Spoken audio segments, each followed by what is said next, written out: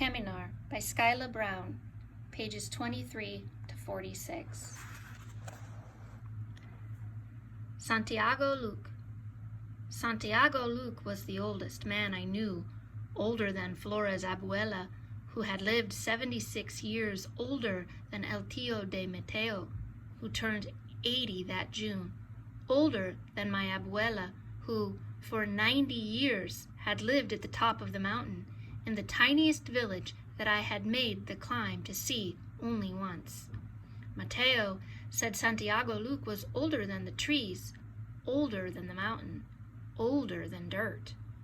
Santiago Luke said he did not know how many years he had walked the land, but he remembered a time when everyone wore the colors of our village, the colors that only a few still wove into cloth so bright, a time when no one had to walk for days to find a plot of land to plant some food, a time when there were no soldiers driving up in jeeps, holding meetings, making laws, scattering bullets into the trees, hunting guerrillas. Guerrilla rain. They came in rain, the end of wet season, when rain was no longer welcome, yet it beat our roof, turned floor to mud, washed off the army camp. Guerrillas. They came in rain. We huddled inside, waited for earth to stop its slide.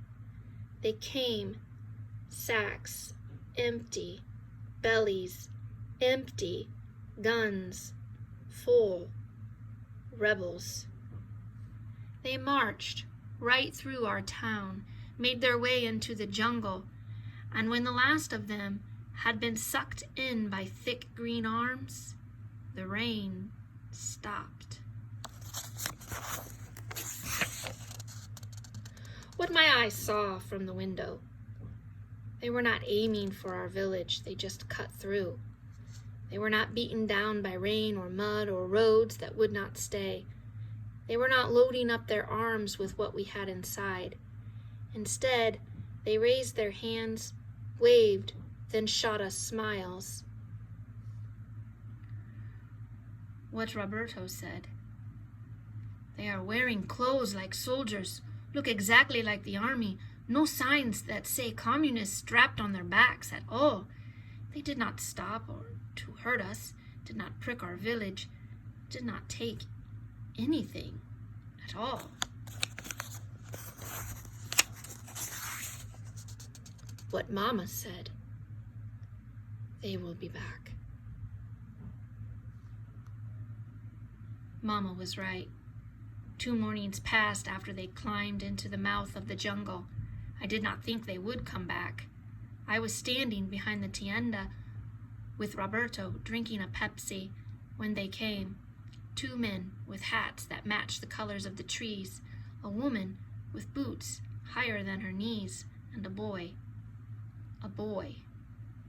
Not yet as tall as me.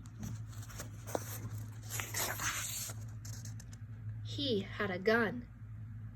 A rifle rattled on his shoulder, his thumb tucked under the strap, a shadow where a mustache planned to grow above his lip. He tapped his fingers on the bullets around his waist as he winked at some girls. Roberto dropped his Pepsi, ducked inside. My feet stuck right to the ground. I did not move except my eyes. They walked. They walked down the hill and into the village. We froze, so still, the whole village.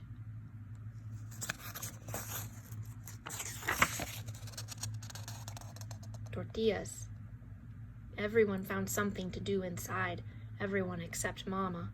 She sat on her stool by the fire. Her hands were doing what they always did, pinching the dough. Squeeze, twist, dance of the wrist, clap, clap, clap. The village silent except for her hands, clap, clap, clap. 4 guerrillas walked right up to her, clap, clap, clap, clap, clap, clap, clap, clap, clap. Mama and the communists nod, nod, nod. How are you? Fine, thank you. Beautiful day. Tortillas? Nod. Nod. Nod. How much you pay? Take what you need.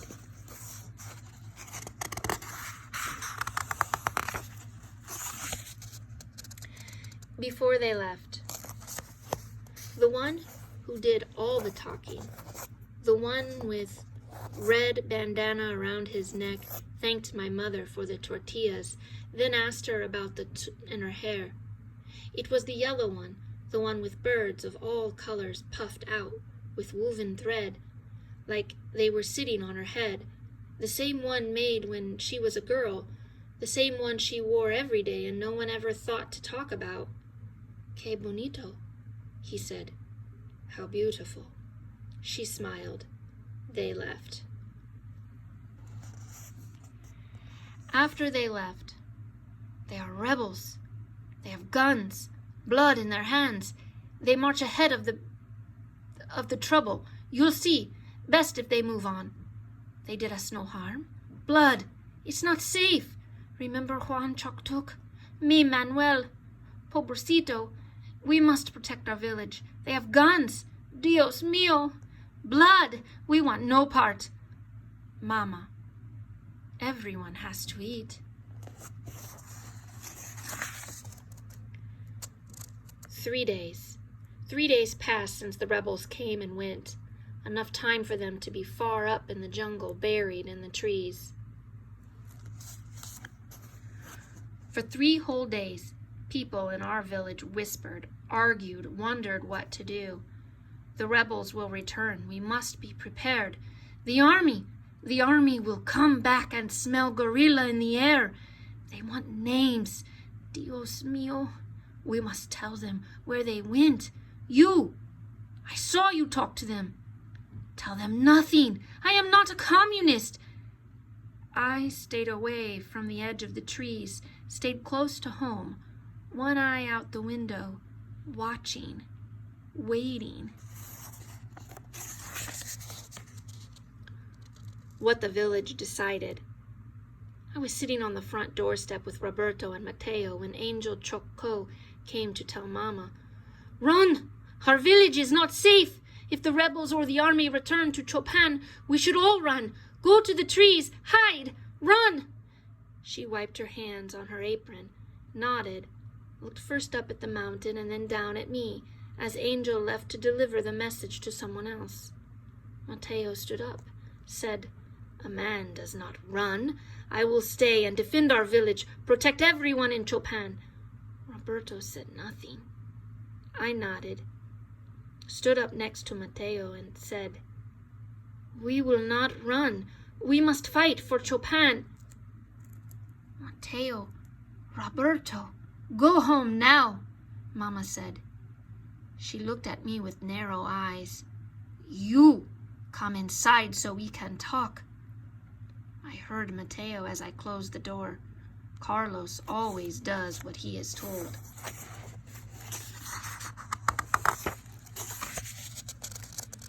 In the doorway with Mama. She did not sit down, did not take more than 2 steps, just pointed her finger right to me.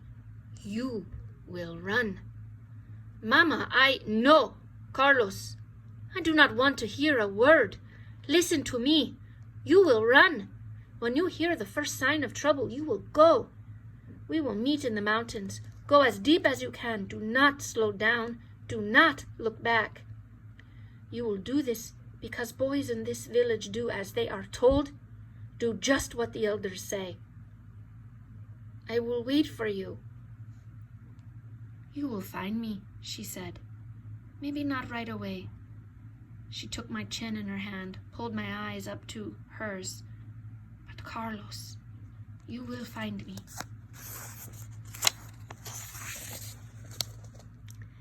The next day, Mama left the house of Tia Rosa after the baby took her first breath. Mama came back down to our house, her apron wet, her face flushed and damp, tired from a night without sleep, a night of bringing a baby into this world. Mama smiled, asked me to gather mushrooms while she went to rest her eyes. "Wake me when you get up," so I can make the soup. The thought of going into the jungle made my eyes blink and flap like a baby bird pushed off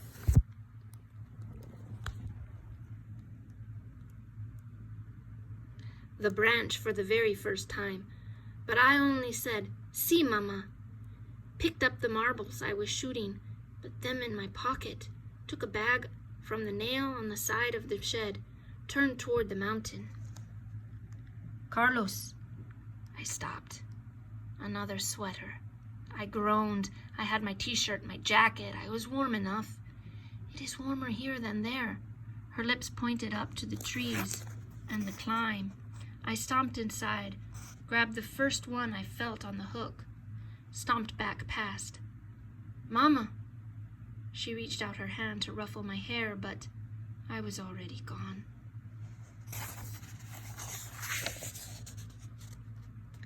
To the mountain. The house of Tia Rosa was still, quiet when I walked by, pulling me like a string to the peak and to the window, see if my new cousin was awake, but I did not. Instead, I walked to the edge of the village, past the tienda, the church, the lake that waits underneath and catches the water that falls down the side of the mountain. I took off my shoes, waded through to the cornfield. Santiago's stool, empty. Daytime does not need guards to keep the maize safe from hungry animals. In the day, it was the place of play for all children. Rows to run down, stalks so high a child can hide and not be seen by adults who call. I walked past and saw Flora, her younger sister wrapped to her back, tugging her hair. She waved. "Carlos, veni aquí?" But I kept walking, too tall to hide, safe among the stalks anymore. Sounds. I walked closer to the trees, heard the sound of birds get louder, sound of leaves catching the wind get louder, sound of the mountain getting louder and louder. Behind me, the laughter from the cornfield, the noises from the village, the rumble of trucks approaching, all disappeared.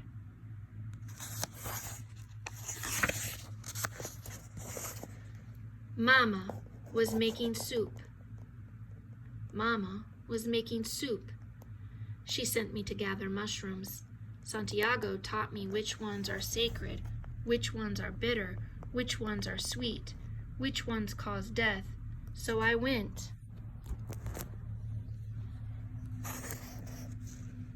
Mama was making soup, sopa de hongas, so I left. I went into the jungle, deep. Mama was making soup. I could not see the village, and it could not see me.